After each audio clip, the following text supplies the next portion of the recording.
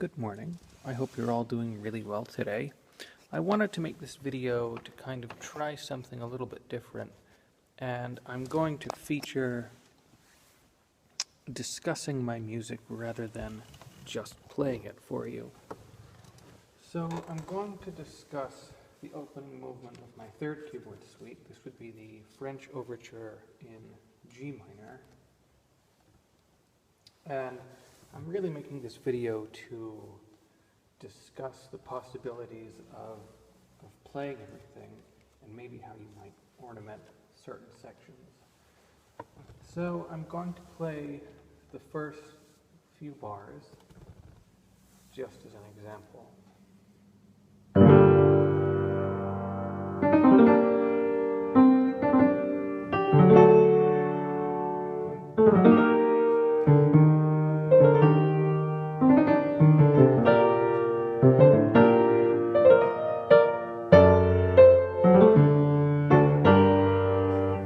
So there's just that much, just those first 5 measures. And the score that I'm presenting is going to be a little bit different, mostly because I don't really know how on Note Flight to present all the proper ornamentations, but my own personal copy of this opening movement is really marked up in terms of added notes and appoggiaturas and grace notes and that sort of thing. So one thing that you'll notice is that it's not written how you might expect it to sound. And let me explain what I mean by that. In a lot of Baroque music, what is written on the page is rarely similar to how it actually sounds in terms of performance. And one kind of, I guess, philosophy that I've developed is the idea of strict versus non-strict time. So you can see that this opening movement is clearly in 4/4 time, but you wouldn't be incredibly strict with properly enunciating the beats, I guess you'd say it. So, for example, in this first measure, we have 2, 3, 4, 2, 3, 1, 2.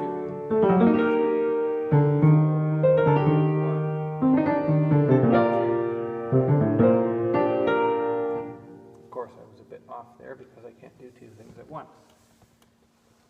So, in the case of an overture like this, where it isn't as strict as, say, a Bach prelude from the Well-Tempered Clavier, the idea of emphasis on resting and the idea of the emphasis on adding breath to playing was really something that was born, I think, with the ideas of François Couperin in his treatises to his early keyboard works. So I'm going to play the first few bars again, but you can hear how almost time signature-less that it seems. So let me just give an example.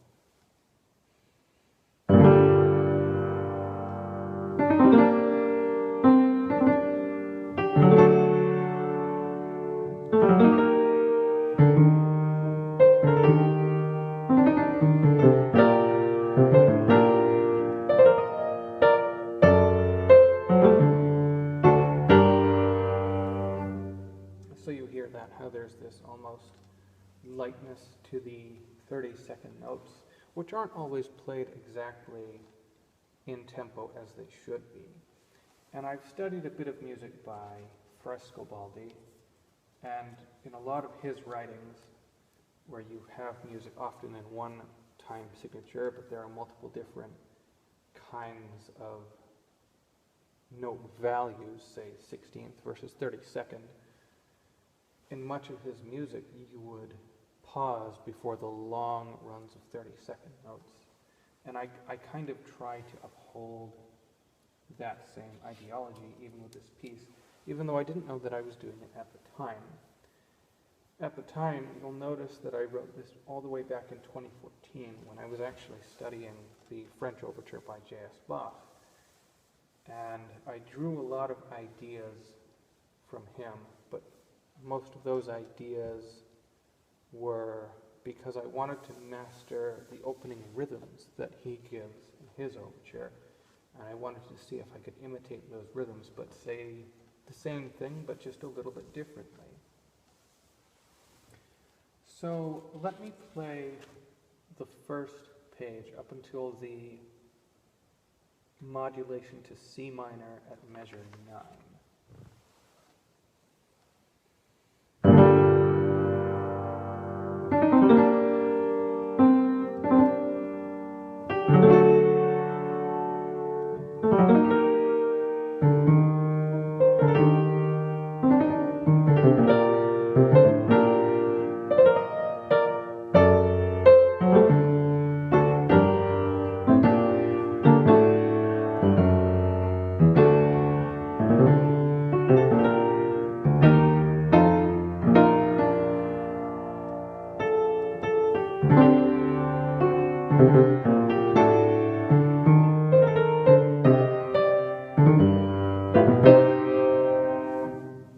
So that's an interesting point, how we all of a sudden we're in C minor, and then immediately after that we have a modulation and a statement of the same, I guess, subject, if you will, in D minor.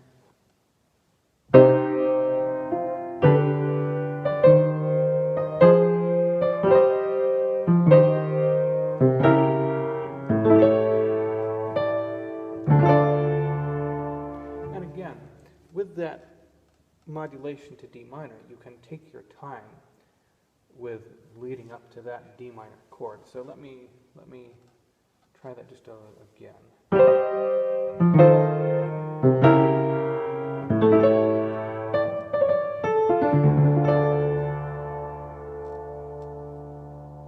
And then we have a recapitulation of the original subject.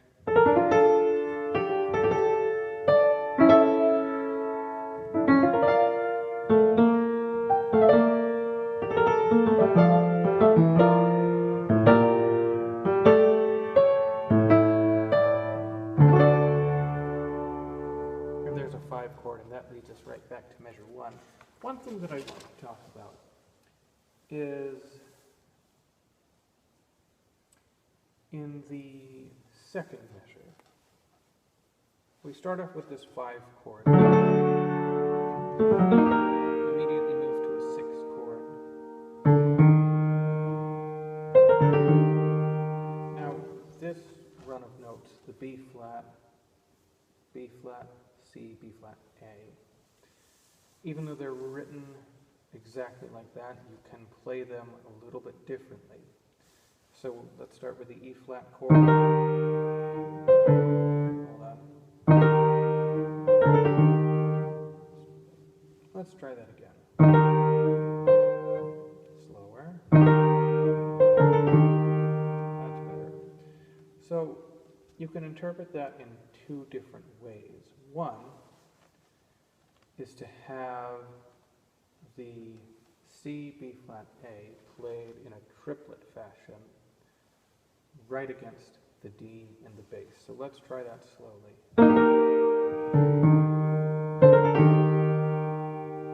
Keeping with the same triplet feel as we hear in the opening, or you can also play it as it's written.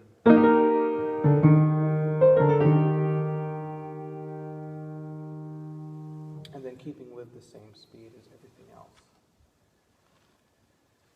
So that's the opening in a basic nutshell. And let's move on to the fugue. The fugue is kind of the first experimental fugue that I had ever written. And again, it doesn't really uphold to the rules of fugue writing because I didn't know what I was really doing at the time. I took inspiration from the G minor fugue in Bach's first Waltz-Hammered Clavier.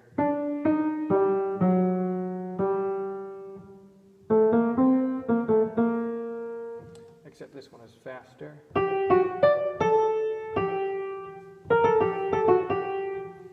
And I didn't know anything about sequences, I didn't know anything about proper modulation, I didn't know any of those rules, well, guidelines, I think, from the Baroque era. So we'll take this fugue in, I guess, bits and pieces.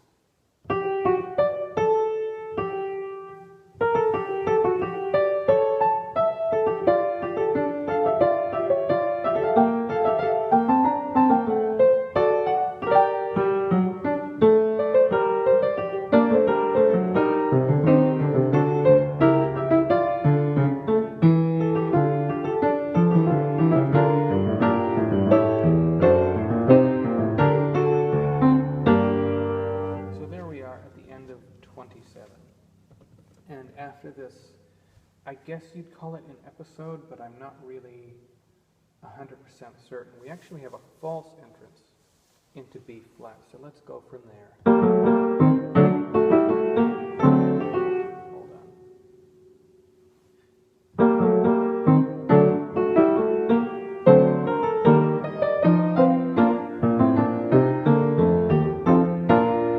So there's our entrance into B flat.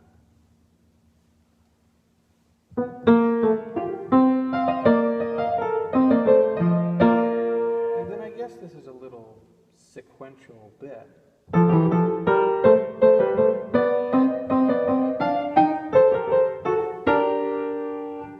And I know that in some editions of the score I have dynamic markings.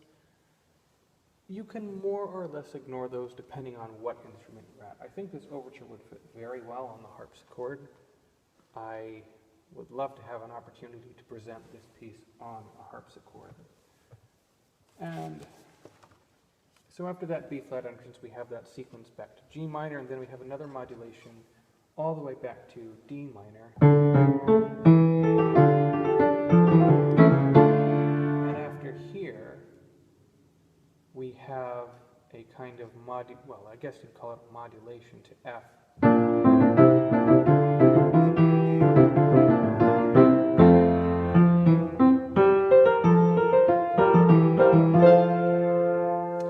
And one thing that I knew early on was that the word for fugue comes from the Latin word fuga, which means flight. So I thought, well, even though flying is almost the same as running, right? So why don't we just have these long runs of 16th notes that will somehow get us back to G minor, even though I wasn't really sure how we do that. So from 41.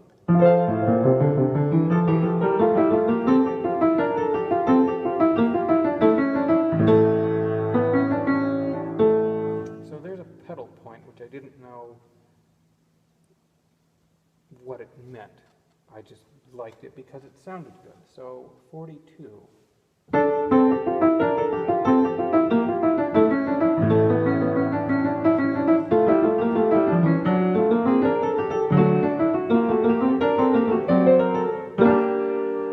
then we have the entrance of the subject again for the final time.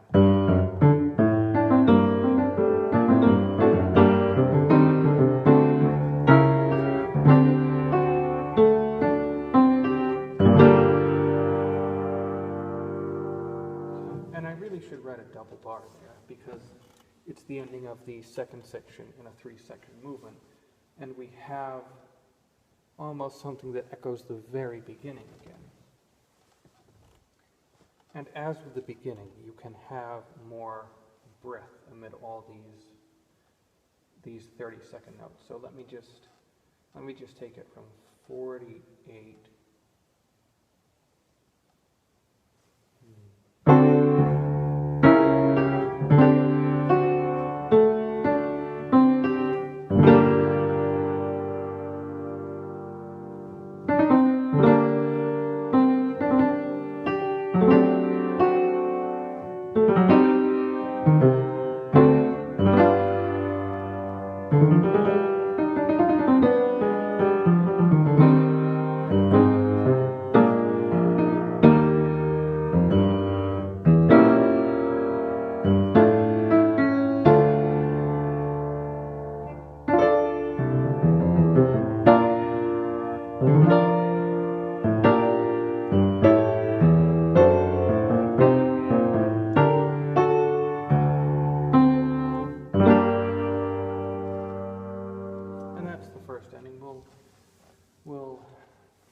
We'll get to the second ending in a little bit. So this third section to the piece,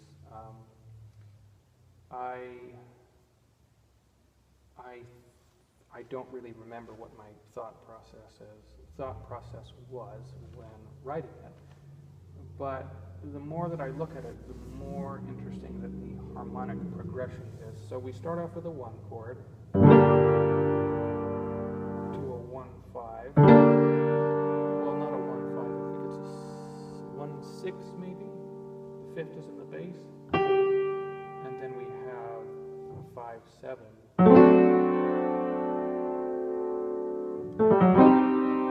C minor.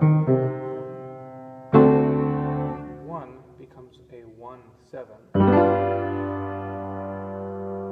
And for all of the ultra music theory people out there,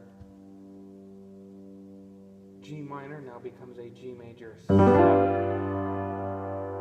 which makes it sound like we're almost heading to C minor, which after a brief, almost staccato-like run in both hands,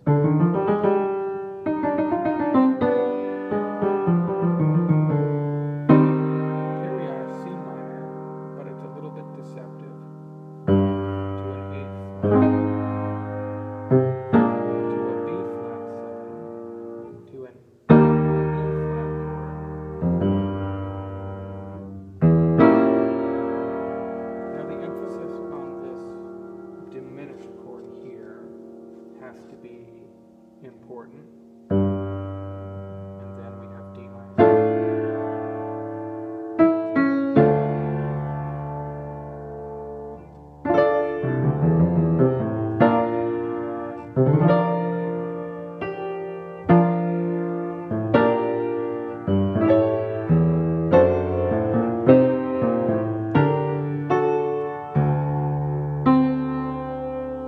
So that's the ending. Now let's look at the second ending. We start off with the G major chord, but then deceptively we have a run of notes which make us think that we're in a 1-7 chord because we have the F natural and the E flat.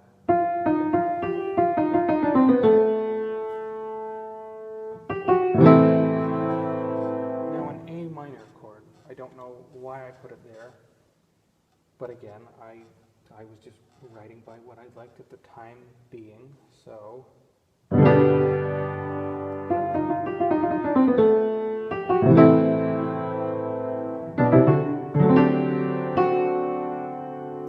I know that this D7 chord here is a little bit tricky to play.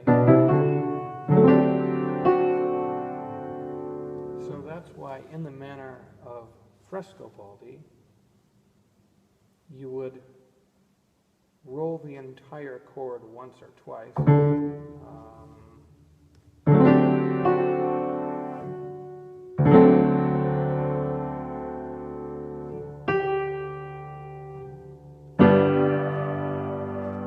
And kind of triumphantly, we finally end in G major. So I hope that you liked this video. Again, this was my first video where I even start to describe my own music. So I hope that you liked it, and I hope to post another video much like this very soon. And I hope you all have a good day.